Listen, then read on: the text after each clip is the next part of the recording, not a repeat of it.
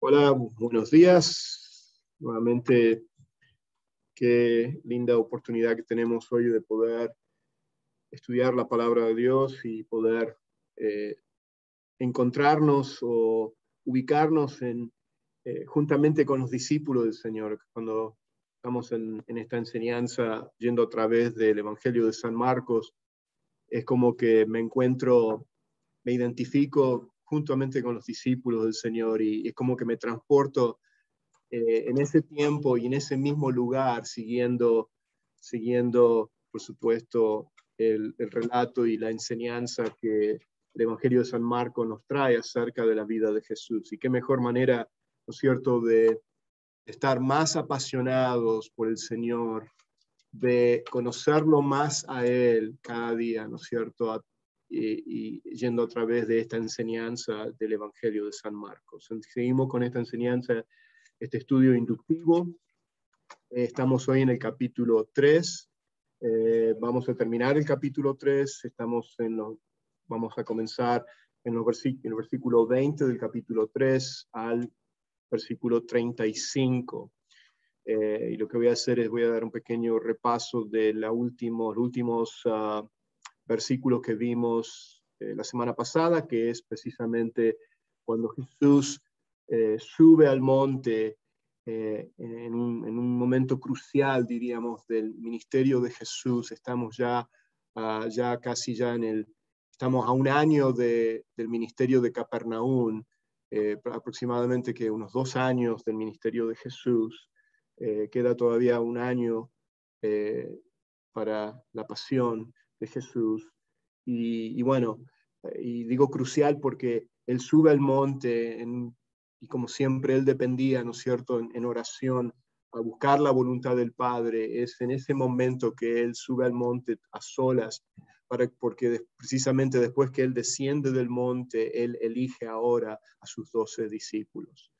Los que iban a estar más íntimamente relacionados con él.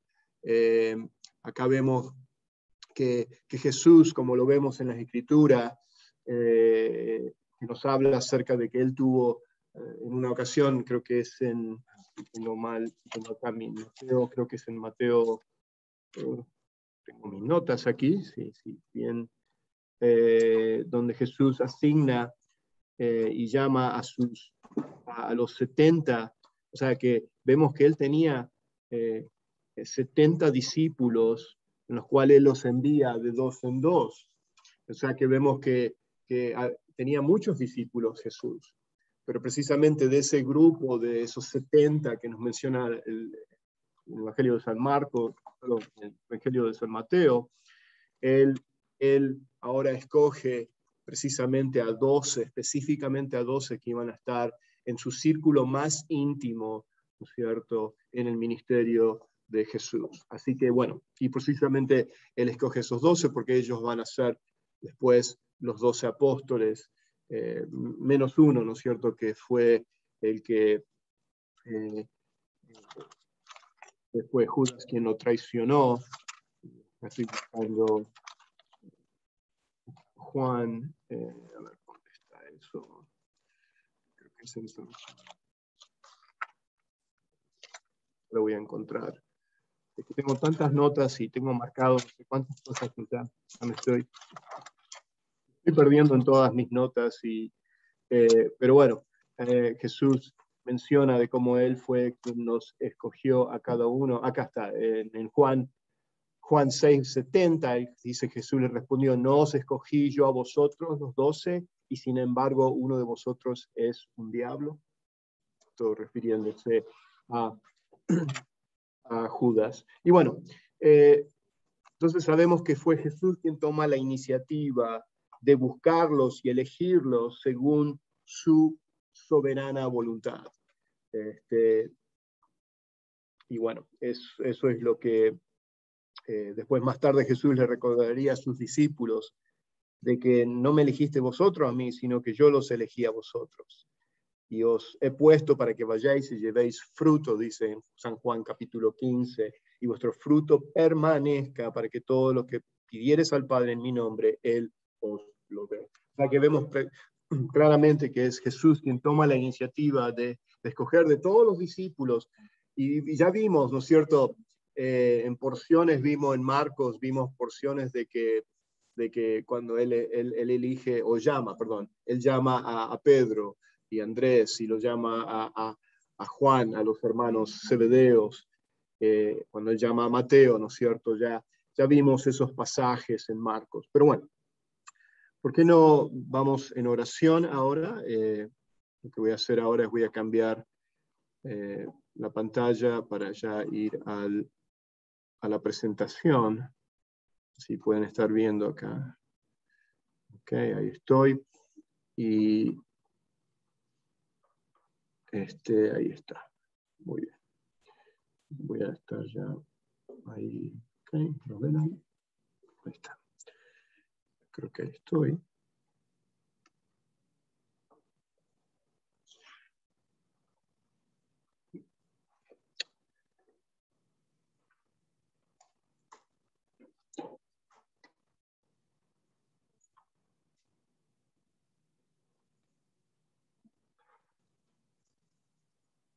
Estoy en una presentación equivocada acá.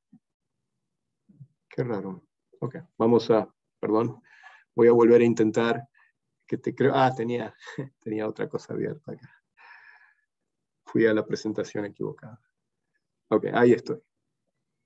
No. Ok, esto es lo que ocurre normalmente en estas presentaciones. Ok, nuevamente. Vamos a volver a abrir. Okay, aquí. Okay, creo que cerré.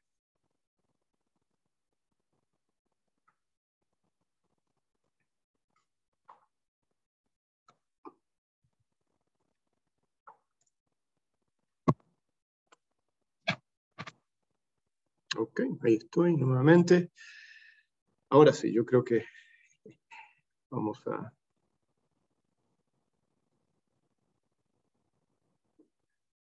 ir al pasaje donde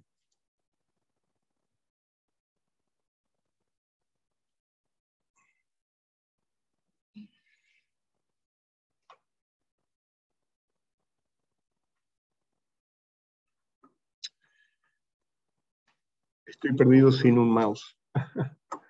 Ok. Ahora sí. Ahí está, ¿no es cierto? Ahí estamos. ¿Pueden ver ahí la pantalla? Ahora sí, ok. Ya estoy en la porción. Muy bien, vamos a orar. Padre eterno, te amamos, te exaltamos, te damos tantas gracias, Señor, que tenemos esta oportunidad de poder escudriñar tu palabra, de aprender tu palabra. Y por eso pedimos, Señor, que tú nos ayudes en este día, sabiendo que solamente, Señor, es el Espíritu Santo quien nos puede abrir nuestros corazones, Señor, e iluminar nuestras mentes, Señor, para poder nosotros aprender y comprender, Señor, tu palabra revelada, Señor. Gracias, Señor, te damos por este tiempo que podemos compartir juntos, Señor. Enséñanos, Señor. Muéstranos, Señor, tu verdad. Señor, queremos crecer en tu gracia y en el conocimiento de nuestro Señor y Salvador Jesucristo. Ayúdanos, Señor, a ser más como Jesús, Señor. Señor, reconociendo, Señor, que no es acerca de nosotros, sino que es todo acerca de ti, Señor. Para que tú, Señor, seas glorificado a través de nuestras vidas, a medida que nuestras vidas están madurando y creciendo, Señor. Y sabemos que ese proceso va a continuar hasta el día que estemos en la gloria, hasta que estemos cara a cara contigo, Señor. Gracias, Señor, te damos por este tiempo juntos. Bendice a aquellos también que van a estar viendo esta enseñanza en alguna oportunidad, en algún tiempo, Señor. Y te lo pedimos esto en el nombre de Jesús. Amén. Muy bien. Yo creo que sí, ahí estoy. Bueno, entonces quería llevarlo nuevamente, un repaso de lo que vimos la semana pasada, ya terminando la semana pasada en el capítulo 3, en los versículos 13, que es cuando Jesús escoge a sus 12. Yo les pasé una hojita, que esto es lo que yo fui, lo que les pasé. Les di un resumen, un resumen de los tres grupos, de cómo los 12 apóstoles fueron se pueden identificar en 3 grupos y cada grupo está colocado en un orden de, véanlo como un círculo. El círculo más íntimo es el grupo número 1. El grupo número 2 es ya un círculo un poquito más afuera. O sea, hablando de el nivel de intimidad que había dentro de los 12 apóstoles. Hablando de ese grupo más íntimo que tenía Jesús, estaba, por supuesto, Simón, Pedro, que es el nombre que Jesús le da a Simón. Y es curioso porque cada vez que Jesús menciona el nombre Simón, es porque está exhortándolo a Pedro. Bueno, eso yo lo enseñé, yo comercial acá, recomiendo este libro de 12 hombres comunes y corrientes. Esta enseñanza yo la di hace ya varios años atrás, donde vamos bien específicamente hablando de cada uno de los 12 apóstoles. Muy buen libro que nos enseña acerca de quiénes eran estos hombres. Y como hombres comunes y corrientes, es hermoso de ver de que es exactamente lo que Dios quiere hacer con nuestras vidas. O sea que, correcto, o sea, cualquiera puede ser usado por Dios, o sea, y lo vemos en la vida de ellos, cuando estudiamos, es como que nos animamos de ver dentro de las fallas y de las fallas que tenían, ¿no es cierto? Cada uno de estos hombres, Dios los usó de una manera poderosa. Y de la misma manera en nuestras vidas. Estamos en ese proceso de santificación, ese proceso en el cual Dios todavía no ha acabado la obra que Él está haciendo en nosotros. Y por supuesto, en la vida de estos apóstoles, en estos discípulos, tampoco Dios había acabado con ellos, sino que Dios todavía estaba trabajando en sus vidas, pero Él los escogió. Y por supuesto, notamos ese detalle que cada vez que Jesús se refiere a Pedro usando su nombre antes de ser cambiado, ¿no es cierto? Simón era porque era que lo estaba corrigiendo o exhortando. Después vimos también que está Andrés, el hermano de Simón. Eran los 2 pescadores. Ahí vemos que fue Andrés quien introdujo a Pedro a Jesús, ¿no es cierto? O Jesús a Pedro, perdón. Estos son el grupo más íntimo de los discípulos de Jesús. Después está Jacobo y Juan, otro par de hermanos, llamados los hijos del trueno, y así Jesús los refirió a ellos por su manera de ser tan así impulsivos, impetuosos. Y bueno, y después vemos el segundo grupo, estaba formado por Felipe, Natanael y Mateo, y Tomás, el que lo llamaban el pesimista, o el que decían que era incrédulo. Yo no creo que era incrédulo, sino yo creo que a veces se utiliza esa forma, somos un poco injustos, o criticamos demasiado a Tomás, aunque se conoce así como ese apóstol, el incrédulo. ¿Por qué? Porque cuestionó, ¿no es cierto? Hasta que yo no le ponga mis manos en su costado, ponga mis dedos dentro de sus llagas, yo no voy a creer. Tenemos que entender también lo que ellos estaban viviendo, ¿no es cierto?, en ese tiempo. Pero bueno, podemos decir que era más bien pesimista, porque vemos que inmediatamente que cuando él ve a Jesús y él hace eso y que Jesús lo invita a que ponga sus manos en su costado y ponga sus dedos dentro de sus llagas, inmediatamente vemos que Tomás hace una confesión de fe tremenda, que él dice, Señor mío y Dios mío. O sea, lo reconoce a Jesucristo como su Señor y como Dios, o sea, como deidad. Y bueno, vemos eso. Y después está el otro grupo, el tercer grupo que está en la parte de abajo, que es el grupo,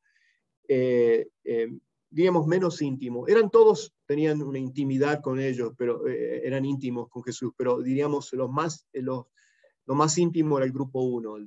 ¿Por qué? Porque siempre vemos en la transfiguración, por ejemplo, ¿quién es invitado en el monte de la transfiguración? Pedro, Jacobo y Juan. ¿Quiénes fueron los primeros que corrieron a la tumba de la resurrección después que Jesús resucita? Juan y Pedro. Y Juan, siendo más joven que Pedro, le gana a Pedro. Pero bueno, vemos eso, vemos claro, o sea, de ahí sacamos la conclusión de por qué decimos que era el grupo más íntimo, porque vemos que fueron ellos a quien Jesús los llamó en los momentos, diríamos, esos momentos cruciales, esos momentos de suma importancia, donde Jesús iba a enseñarles. ¿Quién fue el que declaró de que Jesucristo es el Cristo, el Hijo del Dios viviente? Y ese fue Pedro, ¿no es cierto? No porque Pedro haya sido tan así, porque fue quien se lo reveló el Padre a Pedro. Y eso vemos que Jesús hace esa confesión.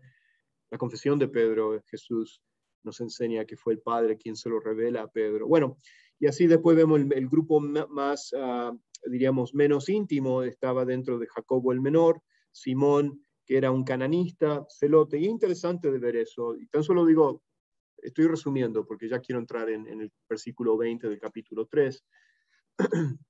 Hoy vamos a ver un tema muy, muy importante, que es precisamente donde Jesús es catalogado como un loco, un mentiroso, o sacamos si realmente es el Señor o Dios, ¿no es cierto? Y habla de esas tres.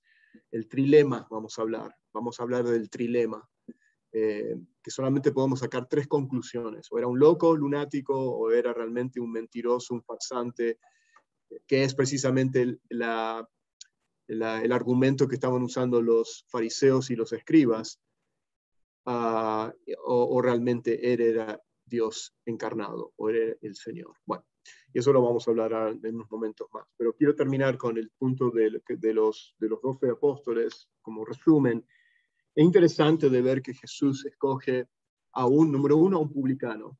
Está en el grupo número 2 de los más íntimos, Mateo. ¿No es cierto? Ya vimos el llamado de Mateo, donde Mateo lo deja todo, absolutamente todo, ¿no es cierto? Y sigue a Jesús en su llamamiento, ¿no es cierto? Ahí en el capítulo 2, versículo 13 de Marcos lo vimos.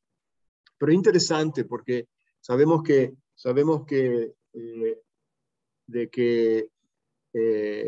Mateo, siendo un publicano, era odiado por el pueblo de Israel, era odiado por el pueblo, era odiado por los fariseos, eran marginados, ¿no es cierto? No podían entrar en las sinagogas, eran traidores, considerados traidores, ¿no es cierto?, del pueblo de Israel. ¿Por qué? Porque estaban trabajando para el Imperio Romano, y no solamente trabajaban para el Imperio Romano, sino que también eran ladrones, o sea, realmente estaban estafando al pueblo, o sea, extorsionando al pueblo de Dios. O sea, en lo que es en recaudar los impuestos, recaudando más de lo que era necesario, o lo que requería el Imperio Romano, ¿cierto? Y era la manera que ellos se enriquecían a cuestas del pueblo, y por eso que eran odiados. Pero dentro del grupo, ustedes saben que Simón, este que se llama cananista celote, los celotes eran un grupo revolucionario que estaban en contra de los romanos, y al punto de que ellos formaron como ciertos, cuando digo revolucionarios, eran como, habían formado sus propios grupos así de, no voy a decir ejército, pero, perdón, guerrilla, gracias. Estaba buscando la palabra milicia, eso, guerrilla, milicia. Eran militantes en ese sentido, eran parte del pueblo, o sea, eran del pueblo, y ellos formaron sus milicias y así peleaban en contra de los soldados romanos, así tipo guerrilla, tipo milicia. Y bueno, y uno de ellos, del grupo de los apóstoles, era un celote, era uno de estos judíos militantes de la milicia, ¿no es cierto? Revolucionarios, vamos a llamarlo.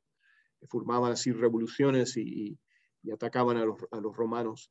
Y bueno, y estos revolucionarios, estos celotes, odiaban a muerte ¿a quién? A los publicanos.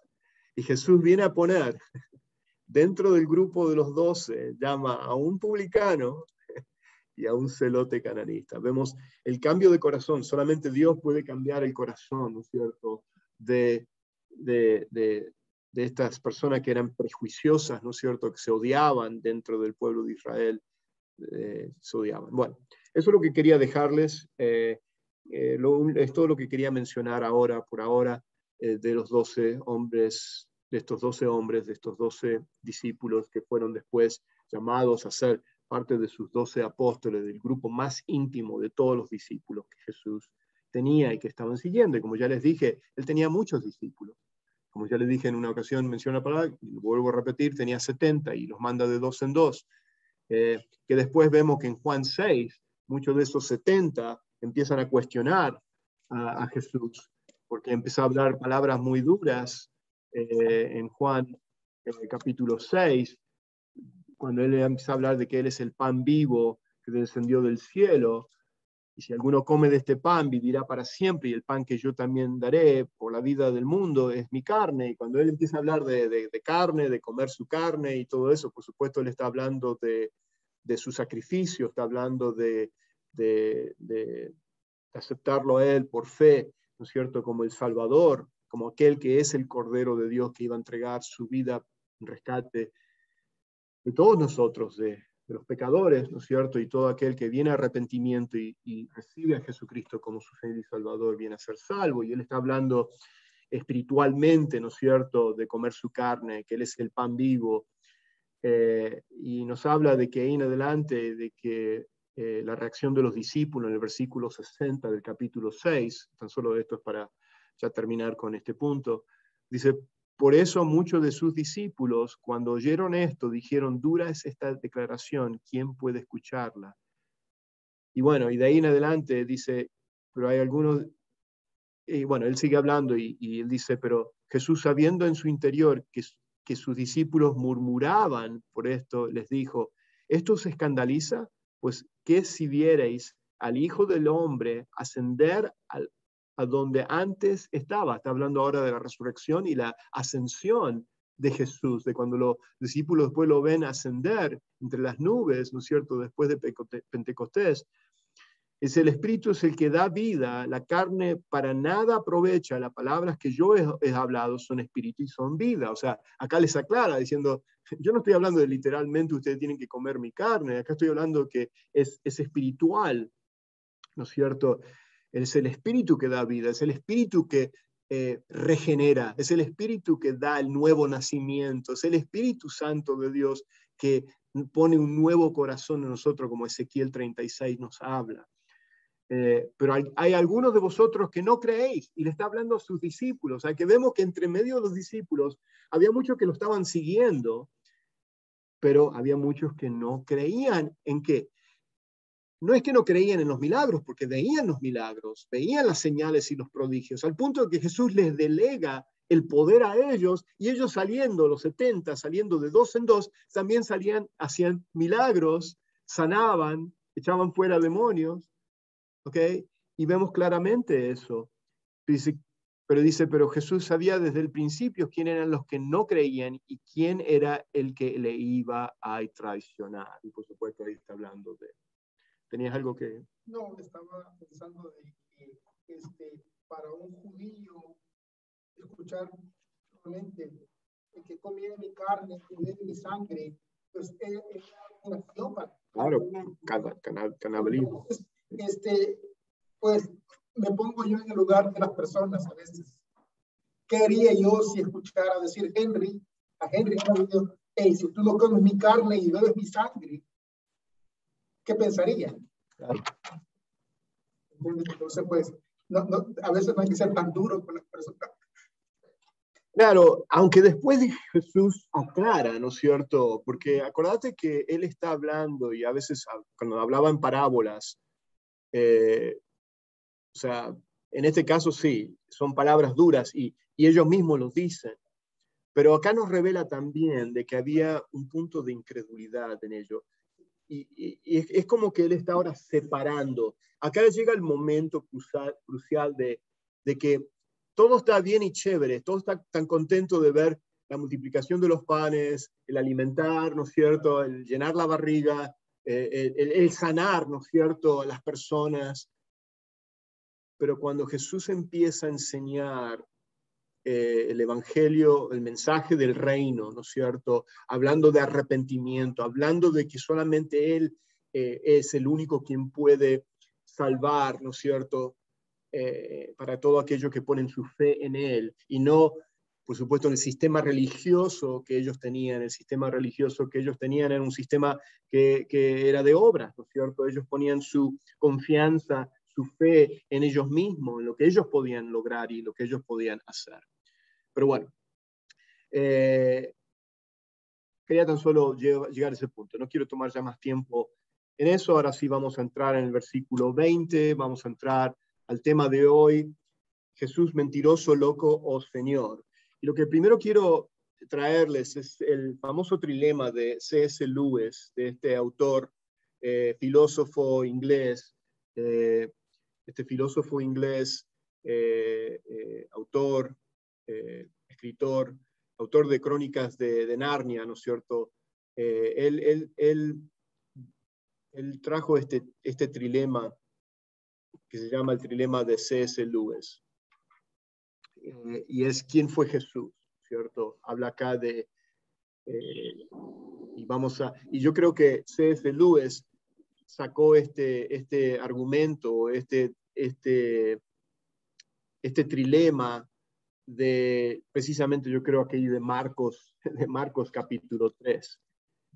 Okay. Entonces, ¿cuál fue el trilema Acuérdense una cosa, el debate acerca de la identidad auténtica de quién es Jesús es un debate que hasta el día de hoy muchos cuestionan. Y aún en ese tiempo, en el tiempo de Jesús, hubo muchos que decían, ¿no es cierto? Esto es en Juan 7, 40 y 43, cuando dice hubo disensión entre la gente a causa de él. Hay quienes pensaban que se trataba de él, que era Juan el Bautista. Otros decían que este era Elías, el profeta Elías. O decían que era Jeremías, o alguno de los profetas. O sea, aún en ese tiempo cuestionaban, ¿no es cierto?, la identidad, la verdadera identidad de Jesús. Cuando Jesús mismo, él siempre apuntó a los pasajes bíblicos donde se referían al Mesías. Cuando él habla y él se usa a sí mismo el título el Hijo del Hombre, Daniel capítulo 7, o sea, refiriéndose a ese título mesiánico, no había ninguna duda de que este no era ni Elías, ni Jeremías, ni Juan el Bautista. O sea, fíjense las cosas. Y hoy en día pasa lo mismo. Hay mucha gente que hablan de Jesús, de que Jesús es un buen maestro, un buen rabino, un filósofo, una persona así muy buena, ¿no es cierto?, que hizo buenas cosas, un profeta, como los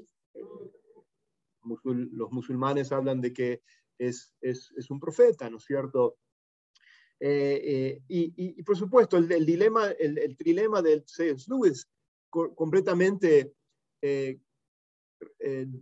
yo diría, destroza completamente el argumento de creer que Jesucristo es meramente tan solo un hombre que fue un buen maestro, una buena persona, o un profeta más, ¿no es cierto? Completamente, porque entonces él usa el argumento de que o era realmente quien él dijo quién era, el Hijo de Dios, el Santo de Dios, el Hijo del Hombre, hablando de sí mismo, ¿no es cierto?, como el Mesías, el Cristo, el ungido, porque así Marcos comienza, el Evangelio de San Marcos comienza con esa palabra, que él es Jesucristo, el Hijo de Dios, y de ahí él parte a comprobarnos y probarnos de que él es quien él es, ¿no es cierto?, el Hijo de Dios, Dios encarnado.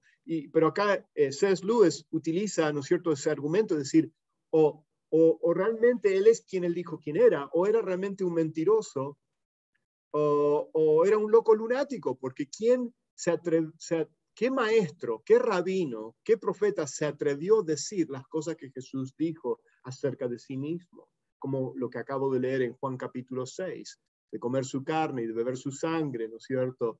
O de que él dijo, yo soy el camino, la verdad y la vida, en Juan 14. Nadie viene al Padre si no es por medio de mí.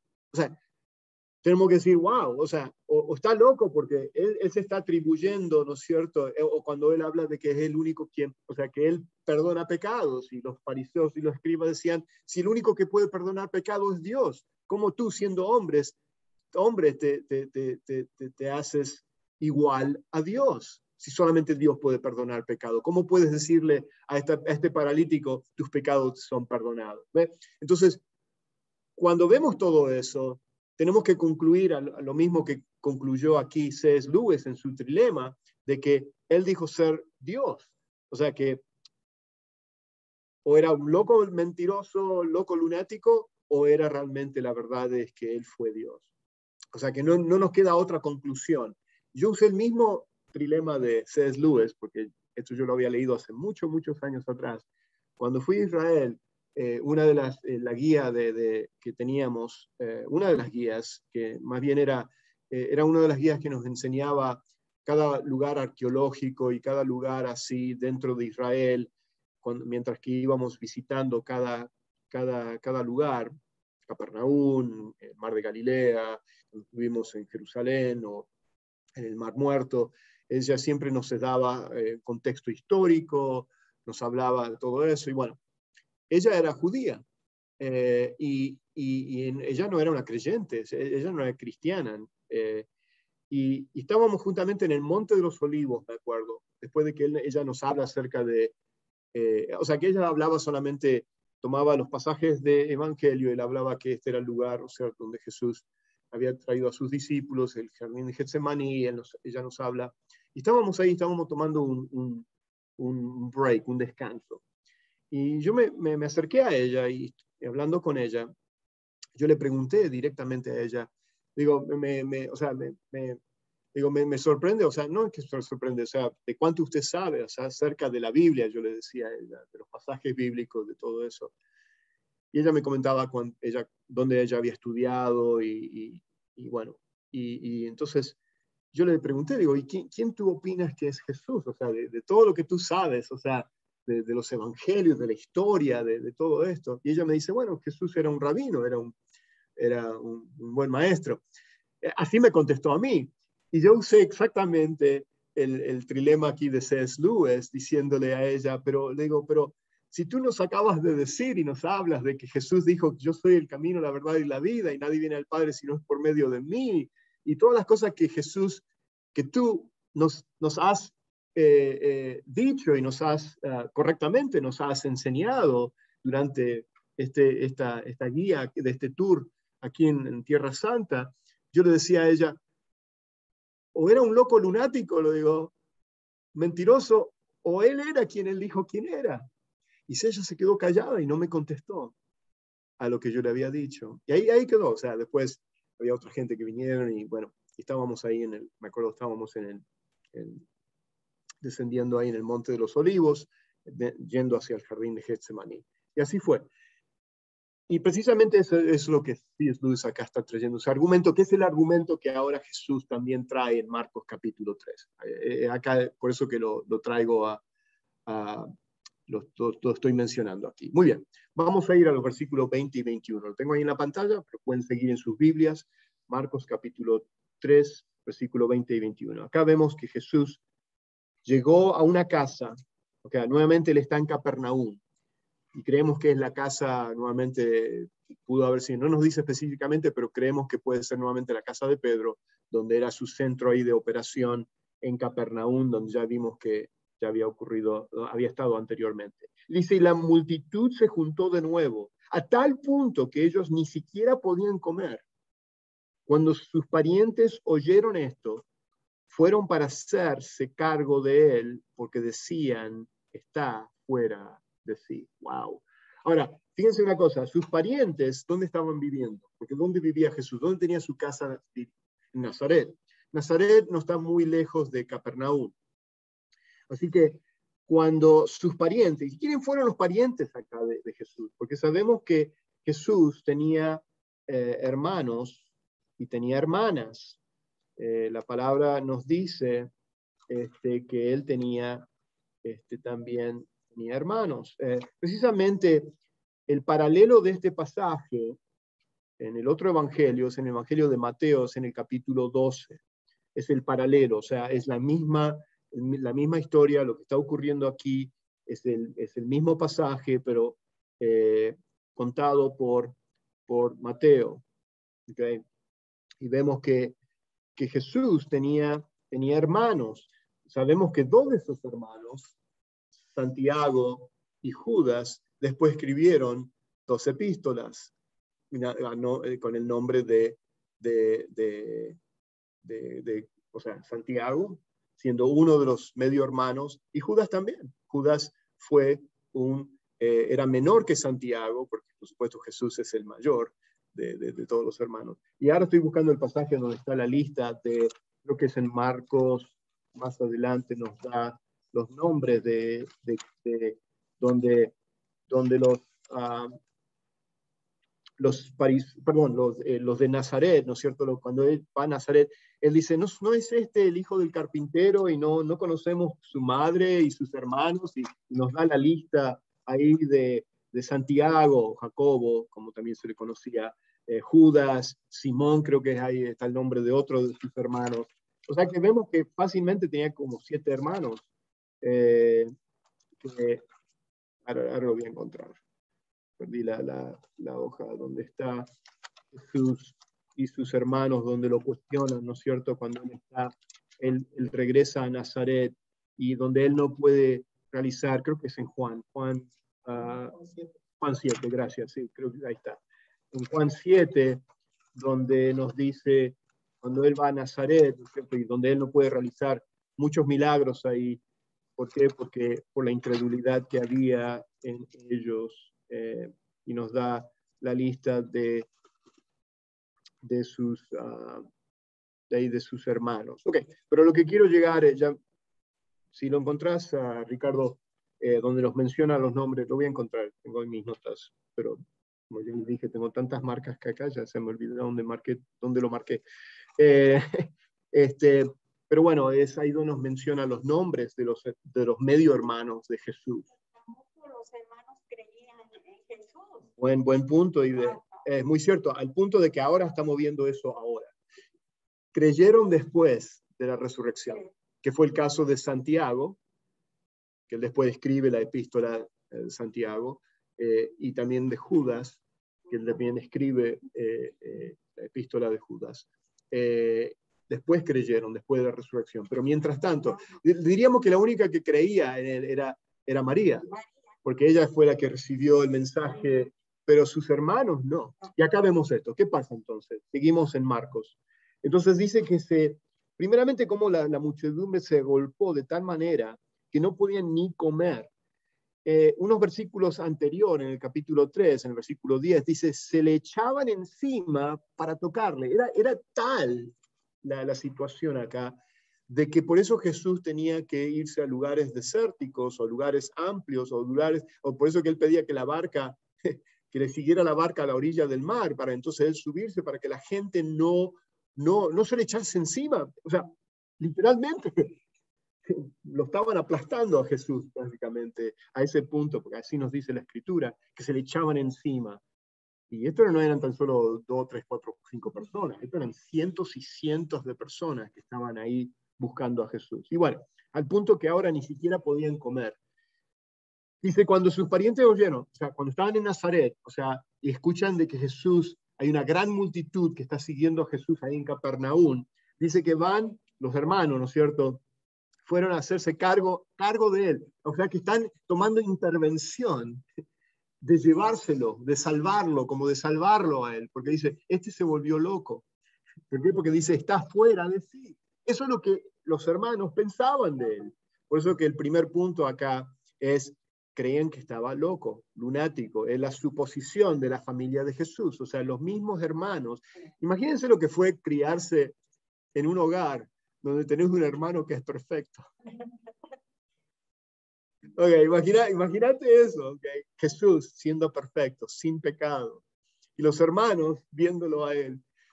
Ellos siempre metiéndose en problemas, tal vez mintiendo, estando ahí, y Jesús es perfecto. Pero imagínense eso. Pero bueno. Marcos capítulo 6, versículo 3. Gracias. Marcos 6. Sí, está más adelante, gracias. Versículo. Ahí está. No, ese es el carpintero, el hijo de María y hermano de Jacobo, José, Judas, Jacobo siendo Santiago, ¿ok? Ese es el nombre. José, Judas y Simón. Allí vemos 1, 2, 3, 4. Y no están sus hermanas aquí con nosotros. Y se escandalizaban a causa de él. ¿Cuándo le cambió el nombre a Jacobo a Santiago? No sé. ¿Sabes de que Jacobo conocido entre los judíos como Jacobo el Justo. Ujú. Y por el griego era Jacob, right? Ujú, ujú. Y le decían Santiago. De santo. Santiago. Interesante, no me la sabía. Le empezaron a poner Santiago, porque le decían Santiago. Santiago. Aco es Santiago. Yaco es Jacobo. Buen punto, buen punto. Para aquellos que no escucharon, de ahí viene el nombre de Santiago, de Santiago. Aco es Jacobo y griego, en griego. Buen punto, buen punto. Gracias por ese punto. Bueno, así que bueno, entonces ahí vemos los hermanos, las hermanas. Esto va en contra, por supuesto, de la creencia católica, ¿no es cierto? Que dicen que la Virgen María siguió siendo virgen y nunca más tuvo hijo después del nacimiento virginal de Jesús. Y acá, bueno, la explicación, no tengo tiempo de entrar a la explicación católica que le dan ellos, decir, bueno, que realmente no eran hermanos. El término acá en el griego puede significar también que podían haber sido primos, familiares cercanos. Yo digo, wow, hermano y hermanas. Hay que estirarlo demasiado, ¿no es cierto?, para poder explicarlo de esa manera, ¿no es cierto? Bueno. Yo creo que sí lo saben, pero se hacen. No pueden negar los milagros. Una de las escrituras que ellos usan para probar que eran como familiares es, me parece que es en Timoteo, donde dice a las mujeres jóvenes, trátalas como hermanas y a los jóvenes como hermanos. Así es. Esa es una de las versículos que ellos usan para decir. Buen punto, y correcto, o sea, de que es más bien relacionado a familiares cercanos y no es. De la iglesia. No estamos hablando de que son así carnales, que vienen del mismo padre amado. Pero bueno, vamos a continuar. O sea, a este punto, o sea, lo que podemos ver que ellos no podían negar los milagros de Jesús. Es interesante eso. Sí había incredulidad, ellos, porque no podían ellos aceptar de que Jesús era el Mesías. Entonces lo catalogan como alguien que está fuera de sí, como habla acá, de que estaba loco, como pretendía ser alguien que realmente ellos decían, bueno, este no puede ser el Hijo de Dios, ¿no es cierto? ¿Por qué? Porque vivimos con Él, nos criamos con Él, ¿cómo puede ser que Él sea el Hijo de Dios? La idea es de que la gran multitud oprimía tanto, acá está en la pantalla las notas, sobre Jesús, que sus discípulos, que ellos no tenían tiempo o lugar para comer. Dice los suyos, acá como ya les dije, se refería a su familia inmediata, versículo 31. Más adelante nos dice, por supuesto, en el versículo 31 del mismo capítulo que estamos hablando, dice, entonces finalmente llegaron, en el versículo 31 llegaron de Nazaret, llegaron ahí a Capernaum, a la casa donde se encontraba Jesús. Ahí llegó, dice, llegaron su madre y sus hermanos y quedándose afuera mandaron llamarle. Bueno, ahí después vamos a ver ese pasaje, cuando Jesús dice, ¿quién es mi madre y mi padre, mis hermanos? ¿No es cierto? Ahí vamos a ver eso. Pero, o sea, preocupados por la seguridad de Jesús, querían agarrarlo, apoderarse de él. Eso es lo que significa esa palabra de que fueron a hacerse cargo. O sea, querían apoderarse de él, se lo querían llevar. O sea, porque decía, esto ya está demasiado loco esto de pensar que él dice ser el Mesías. Y bueno, ¿y por qué? Porque sus hermanos querían rescatarlo de sí mismo. Estaba fuera de sí, dice. Esta palabra significa enloquecer, descontrolado, alguien que está, diríamos, demente. Era una acusación bastante fuerte, ¿no es cierto? De pensar de que eso es lo que ellos pensaban acerca de Jesús. Continuamos leyendo. Pero acá viene otro grupo, o sea, esta era la familia de Jesús que pensaban de esa manera. Y en versículo 22 dice, y los escribas que habían descendido de Jerusalén, y siempre habla de que cuando vienen de Jerusalén a otra ciudad, especialmente que se están dirigiendo a Galilea o a Capernaum, están descendiendo. ¿Por qué? Porque Galilea, la región de Galilea, la ciudad de lo que es Capernaum, está debajo del nivel del mar. Va en bajada, descendiendo.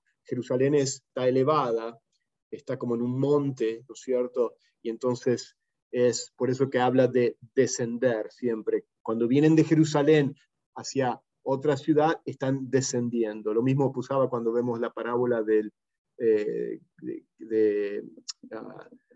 samaritano, del buen samaritano, que vemos que descienden, o sea, a Jericó. O sea, bueno, seguimos ahí. Entonces vemos que el pasaje paralelo de este es Mateo 12 también, si lo quieren marcar en sus Biblias, está hablando de la misma ocasión, aquí estamos viendo en Marcos capítulo 3, y en Mateo 12, en los versículos 22 al 23, nos dice, por aquel tiempo, perdón, y entonces le trajeron un endemoniado. Acá nos da un poco más de detalle, que vemos que en uno de esos milagros que Jesús él hace dentro de la gran multitud que se habían diríamos, se habían agolpado de estar ahí, que Jesús, que ni podían comer ahí en la casa, vemos que él hace una sanidad. ¿Y qué le trajeron?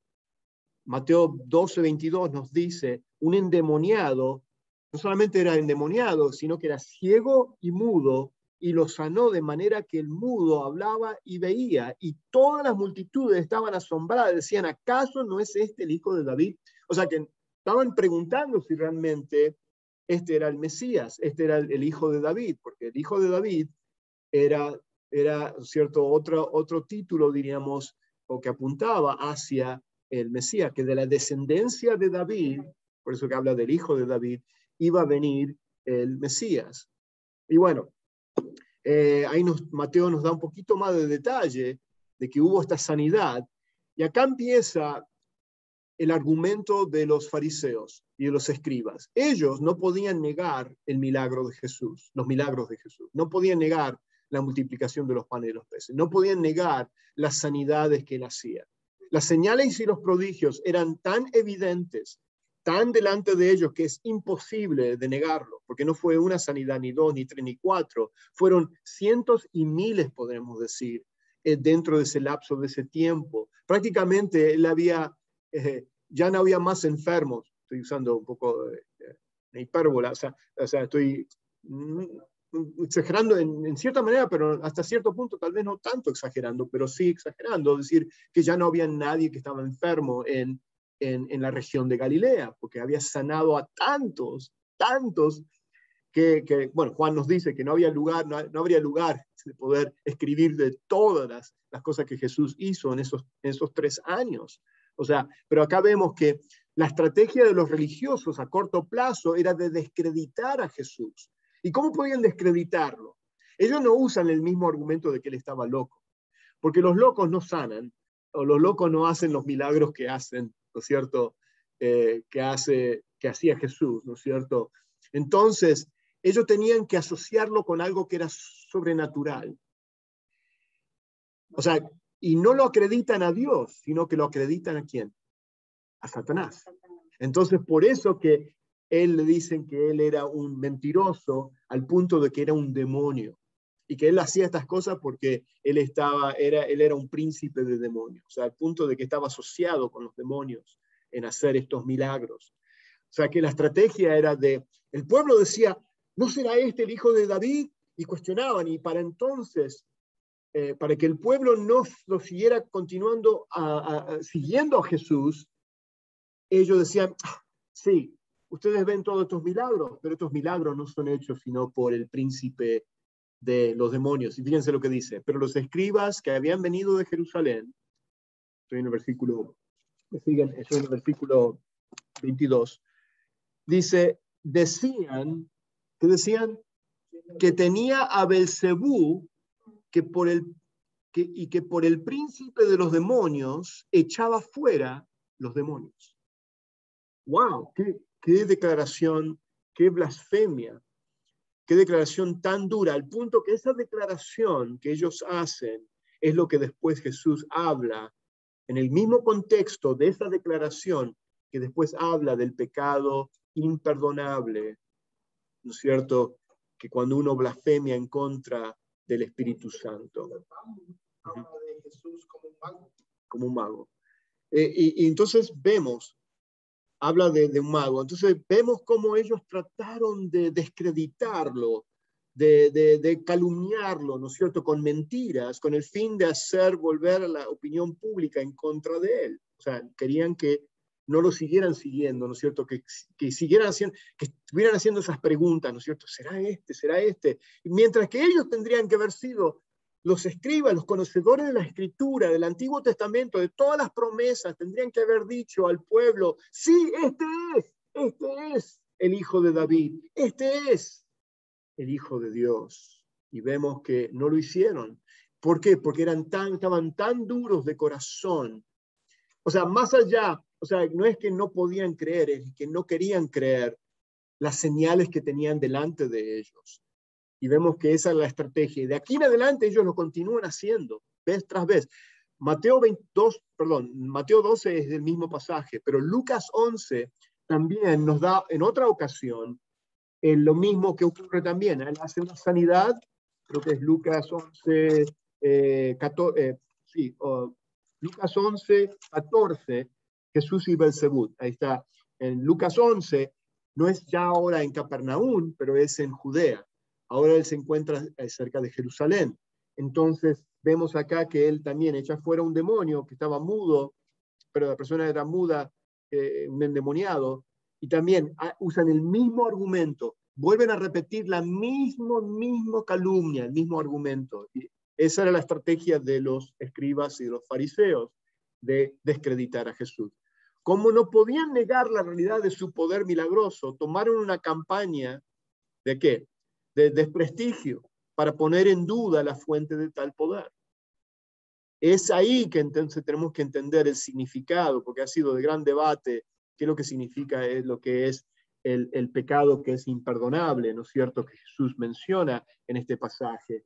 Y por supuesto es en ese contexto y es precisamente en relación a aquellos que habían sido iluminados en el sentido de que tenían tanta información, ellos conocían mejor que nadie en el pueblo las promesas, las profecías, y al ver la señal que estaba ahí delante de ellos rehusaron en su dureza de corazón de creer, y no solamente de creer, sino de realmente reconocer quién era Jesús, sino que ahora estaban para poder desviar al pueblo, de engañar al pueblo, de decir que lo hacía no por el poder de Dios, sino por el poder de los demonios, de Satanás.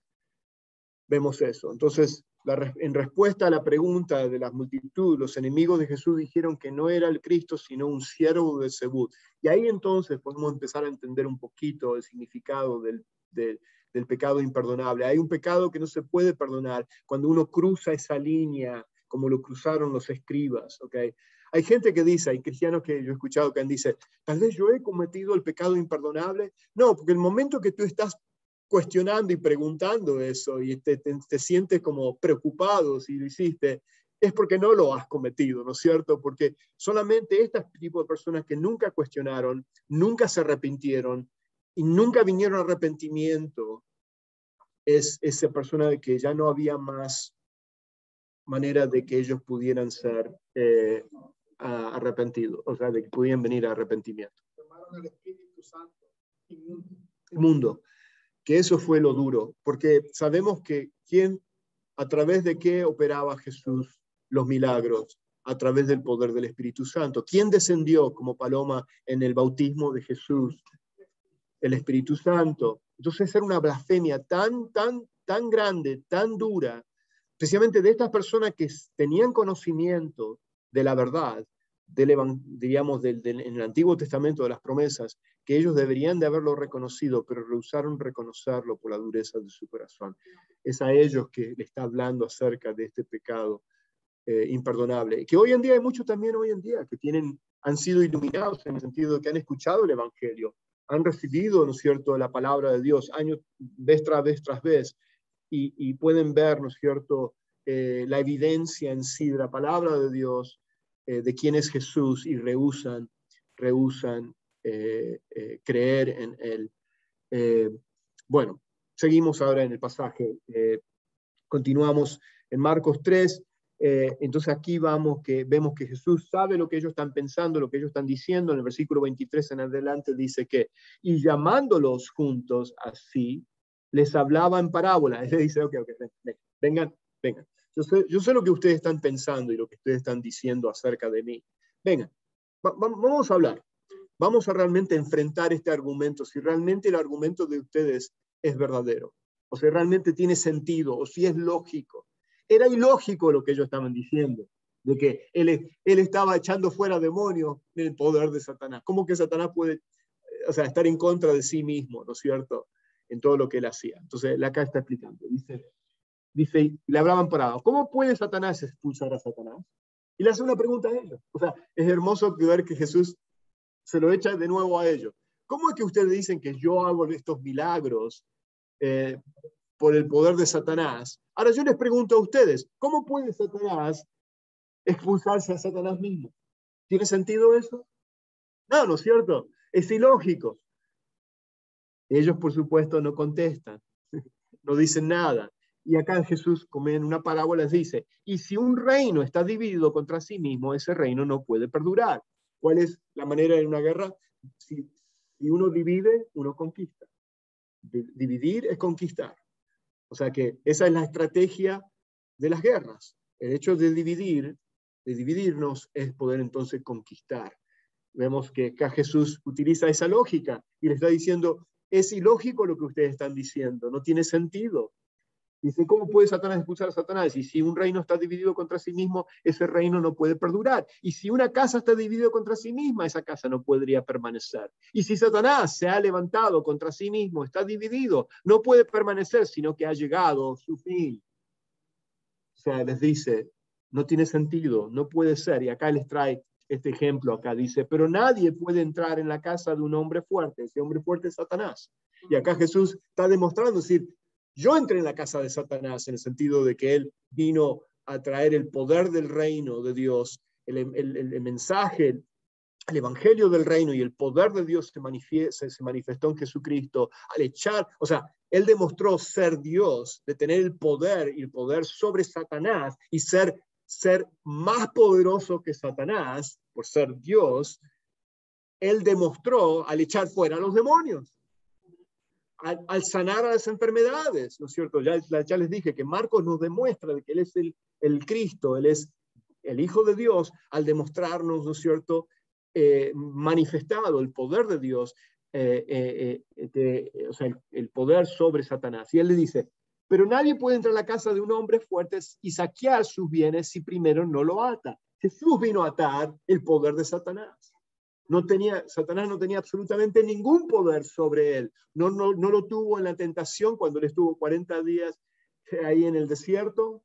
Y tampoco lo tuvo los demonios, que los demonios rechinaban y, gritaban espantados que si había llegado ya el día, del juicio de ellos, que ellos saben el futuro que les espera, ¿no es cierto? Por eso que ellos gritaban, si había llegado ya el tiempo de que iban a ser arrojados al lago de fuego, ¿no es cierto? Y no, bueno, era eso, ¿no es cierto? Ellos, lo irónico de todo eso, es que los demonios reconocían que Jesucristo era el Hijo de Dios, y los fariseos, los escribas, que tenían las escrituras y las promesas de Dios, rehusaron, y al contrario, usaron la calumnia, ¿no es cierto? Y esta blasfemia, ¿no es cierto?, de hablar en contra del Hijo de Dios, de que Él estaba haciendo todo esto en el poder de Satanás. Y le dice, entonces podrá saquear su casa si es atado. Y vemos que el poder de Dios fue quien ató a Satanás. En verdad os digo que todos los pecados serán perdonados. Y acá los confronta duramente, les dice, en verdad. Esta palabra en verdad, solamente Jesucristo, cuando Él dice, de cierto os digo,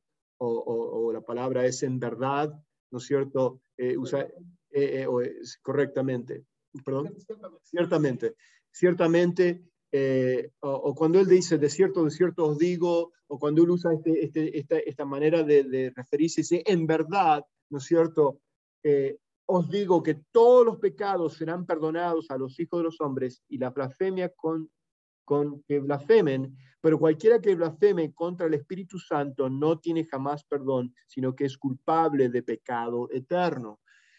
Y muchos dicen, ¿cuál es esa blasfemia del Espíritu Santo? Y bueno, tenemos que verlo en el contexto de lo que acabamos de leer. La blasfemia del Espíritu Santo es atribuir al poder del Espíritu Santo, al milagro que Jesús hacía, atribuirlo a Satanás, sabiendo ellos que no venía de Satanás. Quiero que aclarar eso, sabiendo ellos que no venía, sabiendo ellos que venía de Dios, pero el hecho de que ellos rehusaban admitirlo, porque si ellos lo admitían, entonces ya, o sea, estaban reconociendo, perdían su posición, todo su sistema religioso se desmoronaría, porque Jesús vino a hablar en contra del sistema religioso de ellos, y todo lo que ellos dependían, ¿no es cierto?, de su religión, de sus obras, de sus méritos, de lo que ellos, el control que ellos tenían sobre el pueblo, ¿no es cierto?, de ser hombres considerados piadosos y hombres de Dios y todo eso, se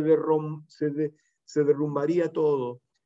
Pero lo que ellos pensaban es que si ellos se humillaban, ¿no es cierto?, y venían arrepentimiento, el pueblo entonces lo vería a ellos, diríamos entonces, pero eso no ocurrió por la dureza del corazón de ellos, el corazón tan duro de ellos. Juan 12:37, tan solo quiero traer esta porción de Juan 12:37, dice, pero aunque había hecho tantas señales, dice Juan 12:37, pero aunque había hecho tantas señales delante de ellos, no creían en él.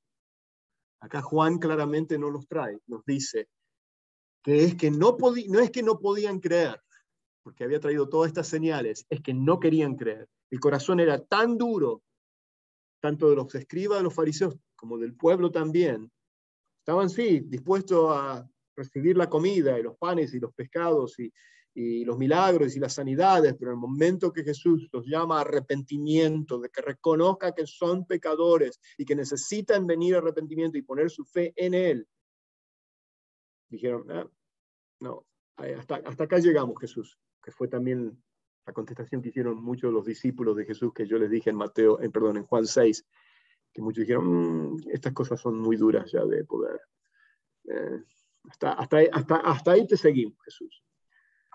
El argumento de los escribas era absurdo y era ilógico. Satanás nunca habría autorizado o permitido tan catastrófico ataque sobre su propio reino, sobre su propio, ¿no es cierto?, poder. O sea, vemos que no tenía sentido. Y Jesús, por supuesto, usa el trilema acá le vuelvo a repetir el trilema de C.S. Lewis. O Jesús era quien él dijo que era, pero vemos el argumento de los escribas. Oh, no, este era un mentiroso, un farsante, un demonio. La familia decía, está fuera de sí, lo tenemos que rescatar, lo amaban, o sea, yo acá no estoy diciendo que los hermanos de Jesús no lo amaban a Jesús, sí lo amaban, pero estaban preocupados, ¿no es cierto? Y como no creían que él era Jesús, era el Cristo, el Mesías, dijeron, tenemos que rescatarlo, ¿no es cierto? Pero vemos acá que los fariseos, al contrario, ellos lo atacaron de tal manera que después, por supuesto, querían destruirlo, ya lo querían destruir. Y vemos eso, que entonces entendemos que este pecado, la blasfemia en contra del Espíritu Santo, es en contexto, es el de atribuir, ¿no es cierto?, los milagros de Dios, los milagros que hace el Espíritu Santo, a través del poder del Espíritu Santo, atribuirlos a Satanás, sabiendo ellos que era de Dios y rehusando reconocerlo. Entonces lo vemos en ese contexto que es imperdonable. O sea, se cruza esa línea, ese punto de la dureza del corazón, de que ya no hay perdón para ese pecado, ¿cierto? Porque esa persona ya ha tomado la decisión de no querer seguir, o sea, de no querer tener nada que ver con Dios. O sea, entonces vemos eso. Bueno, vamos a terminar. Ya terminando, ya se nos fue el tiempo. Versículo, ¿dónde estoy? 31, gracias. El versículo 31 dice, ahí lo tengo en la pantalla, 28 del 30, tengo mal ahí las... Dicen, de cierto os digo que todos, bueno, esto ya lo había leído, perdón, me adelanté un poco. De cierto os digo que todos los pecados serán perdonados, los hombres, la blasfemia cualquiera que sea, pero cualquiera que blasfeme contra el Espíritu Santo no tiene jamás perdón, sino que es reo de juicio eterno, que ellos habían dicho, tiene espíritu inmundo. Bueno, acá nuevamente repito, que los fariseos y escribas atribuyeron el poder de Jesús a Satanás y no al Espíritu Santo, era la forma más elevada de blasfemia, y los puso en peligro eterno, los puso al punto, ¿no es cierto?, de cruzar esa línea del pecado imperdonable. Sus endurecidos corazones y su rechazo fue definitivo ante toda la evidencia. O sea, ¿qué más evidencia podían obtener? ¿Qué más Dios les podía? Lo que les acabo de leer, ¿no es cierto?, en Juan 12. Pero aunque había hecho tantas señales, no 1, 2, 3, 4, 5 o 10, cientos y cientos y cientos de señales, al punto de que ellos aún lo estaban tentando, diciendo, bueno, haznos una señal más. ¿Qué señal? Y por eso él después finalmente le dice, la señal que les voy a dar es la señal de Jonás, ¿no es cierto? 3 días Jonás estuvo en la barriga del pez, y así va a ser el Hijo del Hombre, ¿no es cierto? Hablando de su resurrección, hablando de su muerte y su resurrección. Y vemos eso, que ese es en ese sentido que está acusando. Era tan duro sus corazones, ellos sabían que él era el Mesías. Fíjense esto, ellos sabían que él era el Mesías, y sin embargo no se arrepintieron, sino que maquinaron contra Jesús. Es ahí, es el cruce del pecado imperdonable, que ellos sabían que era el Cristo, porque había tanta evidencia que no lo podían negar, pero era tan duro el corazón, eran tan duros de corazón, y no querían creer, o sea, no querían nada de saber con Jesús. Por eso que Dios, siendo un Dios justo, Dios no va a enviar a nadie al cielo. Todos dicen, el argumento común de mucha gente dice, bueno, todos van a ir al cielo. No, o sea, no todos van a ir al cielo. Sabemos que hay un infierno también. Y Dios siendo un Dios justo, no va a enviar a alguien al cielo o permitir a alguien que esté en el cielo que no quiera estar con él. Porque en el cielo vamos a estar en la presencia directa de Dios. Vamos a estar cara a cara con el Cristo resucitado. Y si tú no querías saber nada de Jesús aquí en la tierra, ¿por qué pensás que vas a estar con él? O sea, sería un tormento, ¿no es cierto? Si no querías saber nada de él aquí, menos en toda una eternidad de estar con Jesús, ¿no es cierto? Entonces Dios te otorga el deseo de tu corazón, otorga lo que tú deseas. Tú no quieres estar conmigo, ok, entonces no va, o sea, por el hecho de no venir a arrepentimiento, de no poner su fe en Jesucristo, de rechazarlo, a pesar de ver toda la evidencia que había delante de ellos.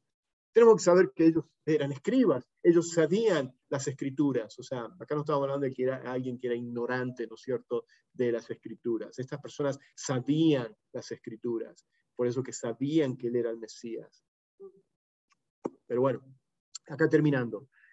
Vienen después, versículo 30, vienen después, acá finalmente llega la familia de Jesús. Vienen después sus hermanos y su madre y quedándose afuera, o sea, llegaron a la casa finalmente, donde Jesús estaba ahí hablando con los fariseos y con los escribas, enviaron a llamarle. O sea, como no podían entrar porque toda la gente que había, la gente que estaba sentada alrededor de él les dijo, tu madre y tus hermanos están afuera y te buscan. Él respondió diciendo, ¿quién es mi madre y mis hermanos? O sea, tomó la oportunidad de enseñar una verdad espiritual acá. O sea, que acá no estaba siendo Jesús irrespetuoso de su madre o de sus hermanos. Sigo leyendo. Y mirando a los que estaban sentados alrededor de él, dijo, he aquí mi madre y mis hermanos, porque todo aquel que hace la voluntad de Dios, ese es mi hermano y mi hermana y mi madre. El que hace la voluntad de Dios es el verdadero creyente, es aquel que realmente ha venido a poner su fe en Jesucristo. Y se ha entregado a Jesús, lo ha reconocido como el Señor y Salvador de su vida. Ese es el que desea hacer la voluntad de Dios. Ese es el que realmente lo quiere hacer por amor a Cristo, por lo que Él hizo por nosotros. Entonces respondemos en amor, ¿no es cierto?, a querer caminar en obediencia. Sabemos que somos imperfectos, que no obedecemos perfectamente, pero esa es la dirección de nuestras vidas. Ese es el deseo de nuestras vidas. Y vemos, ese es, diríamos, es la señal de un verdadero creyente, que siempre está inclinado, aunque pecamos, como nos dice 1 de Juan 1:9, pero la señal de un verdadero creyente viene arrepentimiento, confiesa sus pecados. Y bueno, Jesús hace esa pregunta, no porque desconocía a su familia, ¿quién es mi madre? ¿Dónde está? Ya, estoy tan loco que no sé quién es mi madre y mi familia. No es que desconocía a su familia, o por falta de respeto hacia su madre y sus hermanos, sino para enseñar una verdad espiritual. ¿Y cuál era esa verdad espiritual? Lo más importante, más allá de nuestras relaciones físicas, diríamos, de familia, es la relación espiritual, ¿no es cierto? O sea, ahí está. La única relación que importa eternamente no es la física, no es la que tenemos aquí en la tierra, sino es la relación espiritual que obtenemos al poner nuestra fe en Jesucristo como nuestro Señor y Salvador. Ya terminando con esto, los verdaderos discípulos tienen cuidado de hacer la voluntad de Dios, honrando a Jesucristo como Salvador y Señor. Nuevamente por eso él dice, ¿quién es mi familia? ¿Quién es mi madre? Mis hermanos, mi familia es aquellos que desean hacer la voluntad de Dios, aquellos que me reconocen a mí como el Señor de sus vidas. Y como el Señor de sus vidas, entonces yo soy sumiso, me entrego a Él. Quiero caminar en obediencia. Sabemos que no somos fieles a Dios en todo tiempo, en todo momento, pero el Espíritu Santo siempre nos lleva, ¿no es cierto?, a confesar nuestros pecados, a buscarle a Él, ¿no es cierto? 1 Corintios 12:3 dice, nos recuerda lo siguiente, por tanto os hago saber que nadie que hable por el Espíritu de Dios, o sea, aquel que es salvo, que ha sido regenerado, llama anatema, o sea, maldito a Jesús. Nadie puede llamar a Jesús Señor, sino por el Espíritu Santo. Y cuando decimos que llama a alguien Señor, es que realmente lo reconocemos como el Señor de nuestras vidas, ¿no es cierto? Como aquel en el cual, porque somos seguidores de Cristo, entonces yo sigo a Jesús. No digo que soy un seguidor de Cristo y después vivo mi vida como se me antoja y no lo sigo a Jesús, sino que eso es lo que nos está diciendo acá 1 Corintios 12:3. Muy bien. Dios les bendiga. Gracias por haber estado escuchando. Me extendí un poquito, pero porque hubo lindos comentarios, buenas preguntas. Nuevamente, gracias a aquellos que se van a conectar en YouTube y van a ver esto. Dios les bendiga. Los espero ver la semana que viene. Bueno, Ricardo va a estar la semana que viene. Vamos a comenzar lo que es Marcos capítulo 4, tal vez cubriendo los primeros 13 versículos, tal vez un poquito más, introduciendo lo que son las parábolas, y después yo continuaré dando un pequeño repaso de lo que Ricardo va a traer en Marcos 4, el principio de Marcos 4, y después vamos a continuar en eso. Dios les bendiga. Padre, gracias te damos por este tiempo juntos que tú nos has permitido de gozarnos, de enriquecernos, de llenarnos, Señor, de tu bendita palabra, Señor. Gracias te damos, Señor. Te amamos y te exaltamos en este día. En el nombre de Jesús lo pedimos. Amén.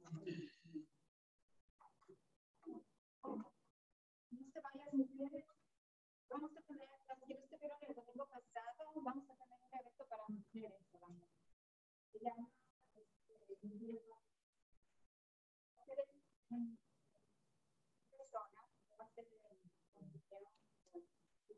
Hola, Nora. Hermano, quería pedirles oraciones.